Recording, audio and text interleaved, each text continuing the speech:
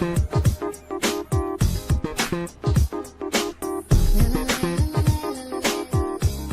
খালা, বিকেলে বাসায় আসতে পারবো না। না না, হসপিটালে অনেক কাজ। আহা বাবা, আমি দেখছি তো।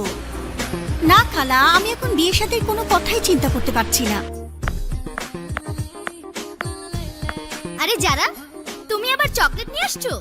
এদিকে এত বড় একটা কেক, তার উপর চকলেট। স্যার তো আজকে খুব খেপবে। কেন খেপবে? আরে স্যারের ডায়াবেটিস না, খেতে পারবে না এক টুকরো। তার উপর এত চকলেট কেক দেখে ভাববে তুমি স্যারকে খেপানোর জন্য নিয়ে এসেছো। আরে না, দু একটা চকলেট খেলে কিচ্ছু হবে না। আর যদি কিছু হয় আমরা তো আছি। ধরো, তুমি এটা নিয়ে যাও। আচ্ছা ঠিক আছে। মিস জারা, আমার কিন্তু গতকালও একটা বিয়ের প্রস্তাব এসেছে। আচ্ছা, তো ভালো তো, একটা বিয়ে করে ফেলুন, আমরা সবাই মিলে একটা বিয়ে খাই। যা, কি বলেন? আপনি যে মনে মনে আমাকে পছন্দ করেন, আমাকে ভালোবাসেন, এটা কিন্তু আমি জানি। মানে এটা আমি বুঝতে পারি, আমি এটা অনুভব করতে পারি। আচ্ছা, আর যাই আচ্ছা। হোক, আমি তো আপনার মনে কষ্ট দিতে পারি না। তা আপনি আমার সম্পর্কে আর কি কি জানেন? এই যে যেমন আপনি একটা মাল, মানে মাল্টি ট্যালেন্টেড মেয়ে। তারপরে আপনার হট, না মানে হট টেম্পার যে লুকটা, সেটা আমার অনেক ভালো লাগে।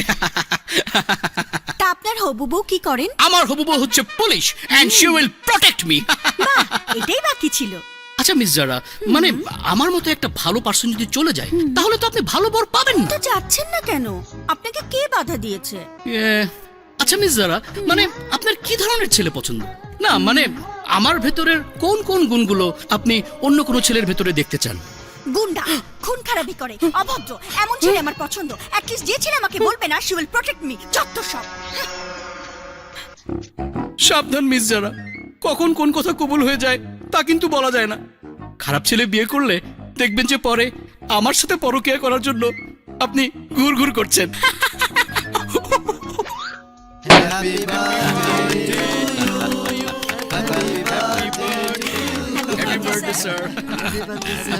না না স্যার, থ্যাংক ইউ স্যার।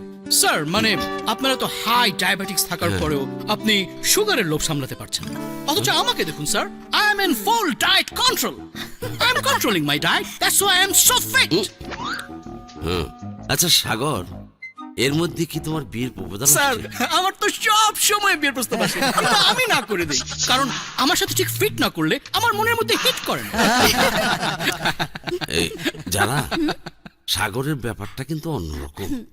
সাগর সাহেব, আপনি একটা কাজ করুন, ঝাল মেজাজের কাউকে বিয়ে করে ফেলুন। তা না হলে আমাদের এই সুন্দর ফ্যামিলির মাঝে থাকতে থাকতে আপনার সুগার এমনিতেই হাই হয়ে যাবে।